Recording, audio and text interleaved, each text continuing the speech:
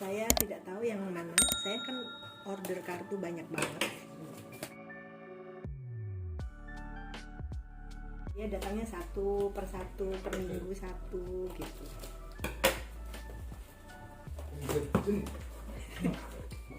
Itu suara suamiku mengatur anjingnya yang nggak bisa diatur. Nah ini dia, biasanya gampang. Ini dia akhirnya yang aku sudah tunggu-tunggu berbulan-bulan.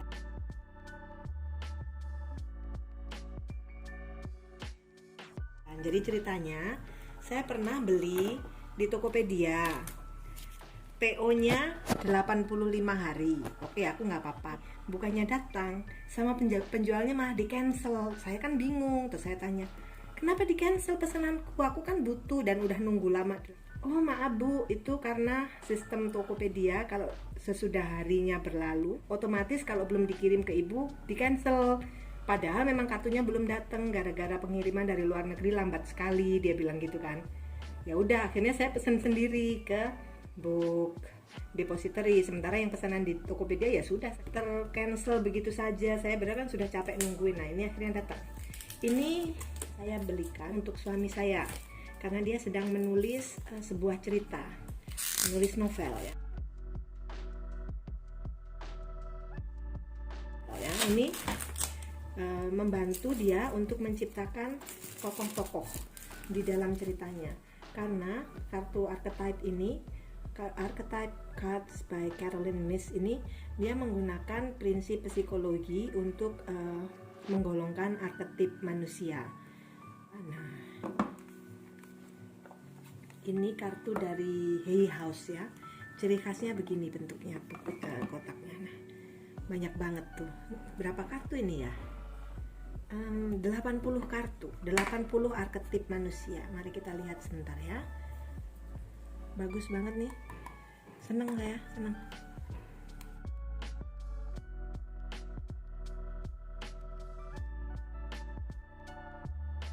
Nah, nih arketip pertama adalah addict, seorang pecandu. Dan di sini digambarkan setiap arketip manusia ini memiliki light attribute sama shadow attribute, artinya punya sisi terang dan sisi gelapnya. Jadi misalnya pecandu, maka light attribute-nya helps you recognize and confront addictive behavior.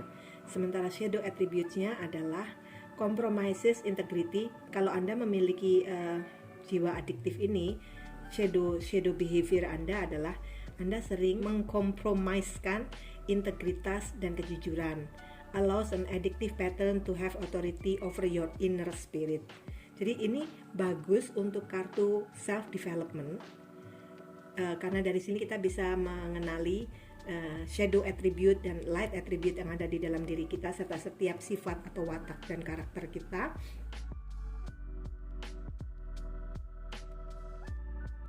Bisa juga kalau untuk para penulis creative writing digunakan untuk membantu menciptakan tokoh yang tidak hitam putih gitu, tokoh yang memiliki beberapa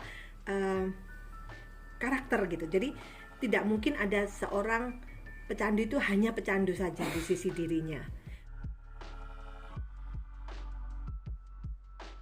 Jadi seperti itu, bahwa manusia itu tidak mungkin memiliki satu karakter saja.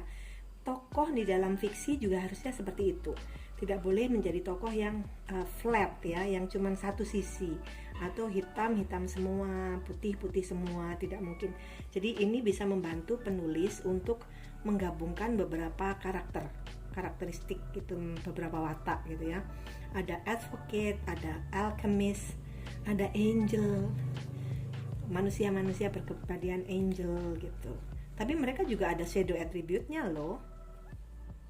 Kemudian ada artis, ada atlet, ada beggar, ada bully, ada yang kekanak-kanakan. Child divine, child eternal, child magical. Jadi sisi kekanak-kanaan yang magical itu seperti apa sifatnya? Sisi kekanak-kanaan yang terjaga terus dalam diri kita selamanya itu seperti apa? dan ciri kekanak-kanaan yang divine, yang memiliki koneksi dengan ilahi gitu, yang seperti apa, yaitu innocence, purity, redemption, suggest a special connection with the divine. Tetapi ada juga shadow attribute-nya, ada kekurangannya, yaitu ketidakmampuan membela diri dari kekuatan-kekuatan yang negatif gitu. Jadi itu kalau watak kekanak-kanaan tadi muncul ya, seperti itu. Ada child nature. Dia biasanya kalau kekanak-kanaan yang nature ini, dia suka menjalin friendships with animals. Itu adalah sisi kanak-kanak di dalam diri yang berhubungan dengan nature, mampu berkomunikasi dengan nature spirits dan sebagainya. Kemudian child orphan, jadi sisi kekanak-kanaan yang merasa tidak memiliki orang tua itu seperti apa. Oke, jadi saya tidak akan review secara menyeluruh hari ini.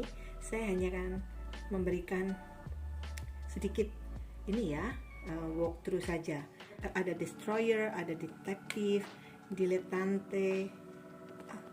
Kartunya lengket-lengket. Ada Don Juan. Ada siapa yo yang memiliki kecenderungan Don Juan? Kemudian ada engineer, Don Juan, Don Juan atau Don Juan. Saya kurang ngerti cara bacanya. Engineer, exorcist, ada karakter atau watak tokoh yang kebapaan, father, ada femme fatale, ada fool, ada gambler, ada orang yang memang instingnya gambling. God, dia memiliki apa ya, ciri biasanya kalau memiliki watak God itu benevolence and compassion, recognizing the eternal force within yourself and others. Tapi dia juga memiliki sisi gelap, yaitu despotism and cruelty, using power to control people. Jadi kartu ini juga bermanfaat untuk mengenali itu. Bila ada sisi ini di diri kita, kita bisa memahami sisi terangnya dan sisi gelapnya. Goddess, ada yang tukang gosip, selalu ada ya tukang gosip. Guide, healer, hedonist, hermit. Ini kartunya lengket-lengket tapi bagus sih, stoknya bagus. Hero atau heroine, judge, king, knight, liberator, lover, martyr, mediator, mentor, messiah, Midas atau Miser, monk atau nun, mother, mystic. Oh, ini disusun berdasar alphabetical order ya.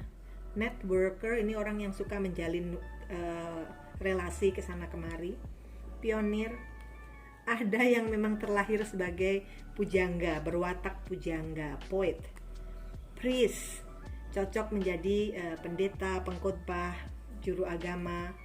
Prince, prostitute. Wow. Saya akan baca dulu panduannya, apakah setiap manusia memiliki kecenderungan menjadi prostitute di dalam dirinya. Queen ini yang dijadikan kemasan ya, di boxnya, sampul. Ada yang rebel. Are you a rebel?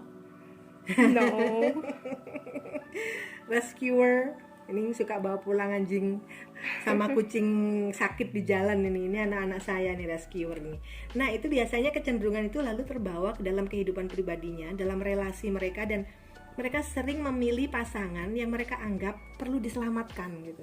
Jadi ini juga harus dikenali ya, watak-watak sifat-sifat seperti ini gitu. Apa kekurangannya, apakah kelebihannya. Saboteur, Samaritan, scribe, seeker, nih ada orang yang nyari mulu kerjaannya. Servant, ada yang memang jadi follower gitu ya, merasa nyaman dengan melayani. Shifter, slave, storyteller, ada orang yang bakatnya, talentanya di storytelling. The student, teacher, ini kayaknya tuh ini salah satunya yang menonjol di diri saya itu teacher. Saya ngapa-ngapain tuh sambil menyelipkan sesuatu untuk diajarkan. Ada thief, ada trickster, ada vampire. Kita sering mendengarkan orang, he's an energy vampire. Kalau di dekat dia rasanya aku kayak disedot gitu energinya. Nggak hanya energi vampire of anything juga bisa.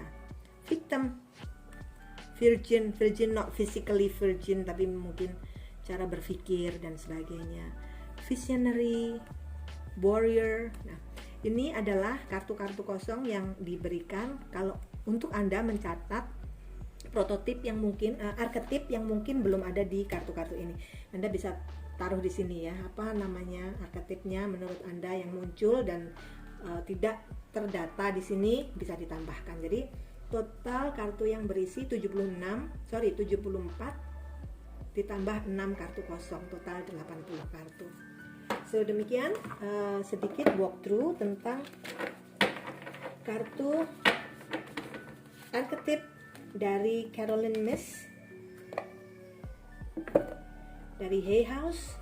Bukan kartu oracle, bukan kartu tarot, tapi bisa digunakan sebagai oracle dan bisa digunakan untuk membantu creative writing dalam storytelling kita, sehingga kita bisa menciptakan tokoh yang manusiawi, yang relatable dengan kita karena memiliki sifat-sifat seperti manusia. Jadi enggak satu sisi atau enggak hanya sisi-sisi tertentu yang menonjol, tapi imbang gitu, beragam ya. Akhirnya tokohnya jadi believable, sama seperti kita sehari-hari, memiliki sifat yang manusiawi gitu. Manusiawi itu kan banyak, memiliki unsur A sedikit, B agak banyak, C sedikit lagi, banyak lagi, D dan sebagainya. Oke, semoga bermanfaat. Kalau Anda berminat, Anda seorang penulis novel dan berminat untuk memiliki kartu ini untuk membantu penokohan Anda, ini ide yang bagus. Terima kasih.